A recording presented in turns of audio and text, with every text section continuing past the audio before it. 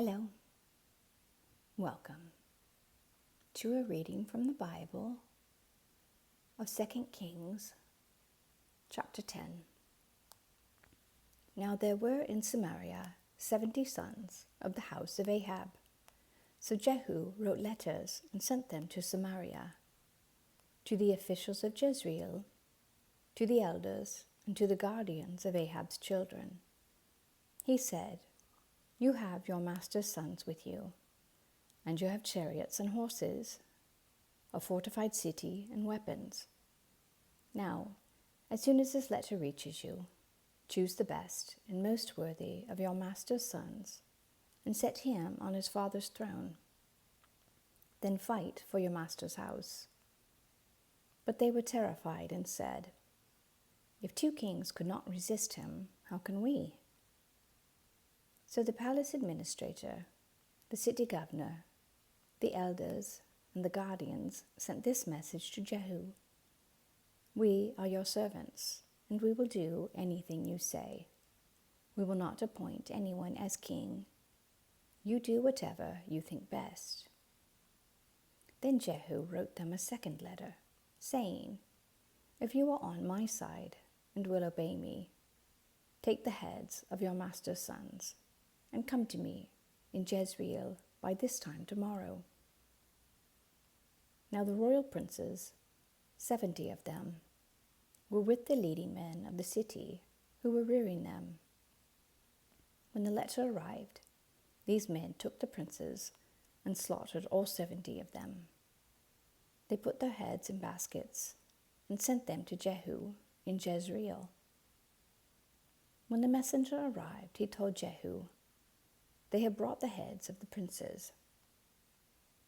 Then Jehu ordered, "Put them in 2 piles at the entrance of the city gate until morning." The next morning Jehu went out. He stood before all the people and said, "You are innocent. It was I who conspired against my master and killed him. But who killed all these? Know then that not a word the Lord has spoken against the house of Ahab will fail. The Lord has done what he announced through his servant Elijah." So Jehu killed everyone in Jezreel who remained of the house of Ahab, as well as all his chief men, his close friends, and his priests, leaving him no survivor.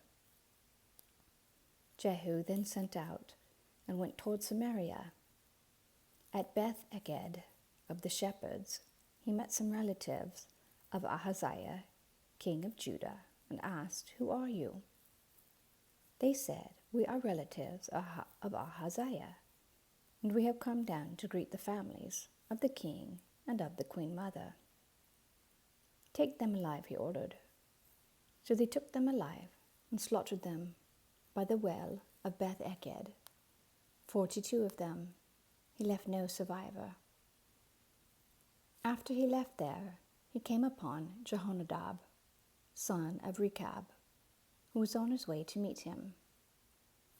Jehu greeted him and said, "Are you in accord with me, as I am with you?"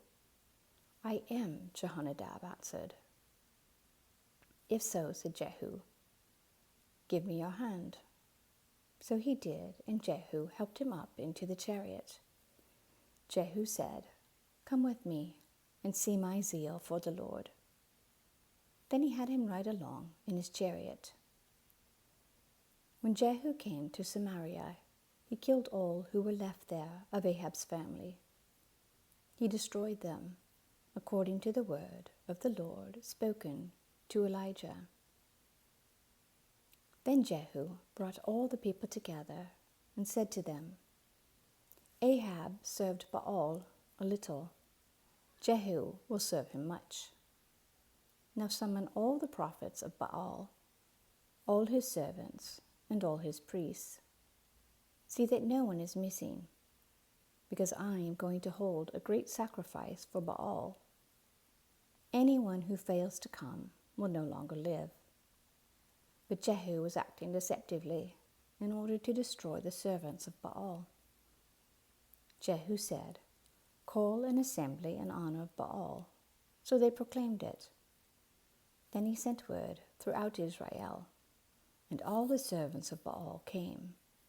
Not one stayed away. They crowded into the temples of Baal until it was full from one end to the other. And Jehu said to the keeper of the wardrobe, "Bring robes for all the servants of Baal." So he brought out robes for them. Then Jehu, Jehonadab, son of Rechab, went into the temple of Baal. Jehu said to the servants of Baal, "Look around and see that no one who serves the Lord is here with you, only servants of Baal." So they went in to make sacrifices and burnt offerings. Now Jehu had posted 80 men outside with this warning: "If one of you lets any of the men I am placing in your hands escape, it will be your life for his life." As soon as Jehu had finished making the burnt offering, he ordered the guards and officers, "Go in and kill them. Let no one escape." So they cut them down with the sword. The guards and officers threw the bodies out and then entered the inner shrine of the temple of Baal. They brought the sacred stone out of the temple of Baal and burned it. They demolished the sacred stone of Baal and tore down the temple of Baal, and people have used it for a latrine to this day. So Jehu destroyed Baal worship in Israel. However, he did not turn away from the sins of Jeroboam, son of Nebat, which he had caused Israel to commit, the worship of the golden calves at Bethel and Dan. The Lord said to Jehu, "Because you have done well in accomplishing what is right in my eyes, and have done to the house of Ahab all I had in mind to do, your descendants will sit on the throne of Israel to the 4th generation." Yet Jehu was not careful to keep the law of the Lord, the God of Israel, with all his heart. He did not turn away from the sins of Jeroboam, which he had caused Israel to commit. In those days, the Lord began to reduce the size of Israel. Hazael overpowered the Israelites throughout their territory, east of the Jordan, in all the land of Gilead, the region of Gad, Reuben, and Manasseh, from Aroer by the Arnon Gorge, through Gilead to Bashan. As for the other events of Jehu's reign, all he did and all his achievements, are they not written in the book of the annals of the kings of Israel? Jehu rested with his ancestors and was buried in Samaria, and Jehoahaz, his son, succeeded him as king. The time that Jehu reigned over Israel in Samaria was 28 years. Amen. Thank you for listening.